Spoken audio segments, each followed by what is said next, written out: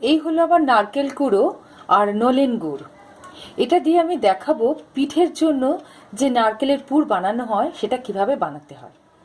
নারকেলি পুর বানানোর জন্য আমি এই কড়াইতে 750 গ্রাম কুড়োনো নারকেল দিয়ে দিচ্ছি। এর সাথে মিশিয়ে দেব 500 গ্রাম নলেন গুড়,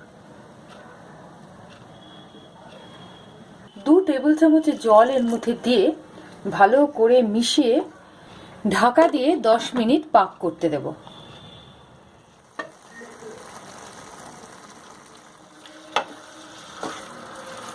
দেখুন কেমন স্টিকি স্টিকি হয়ে গেছে।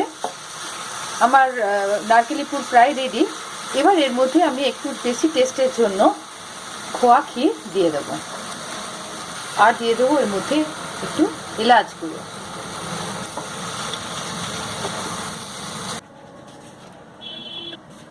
দেখুন এরকম স্টিকি স্টিকি হবে। ব্যাস, আমার নারকেলি পুর রেডি। এরকম নারকেলি পুর বানিয়ে তৈরি করুন বিভিন্ন রকমের পিঠে।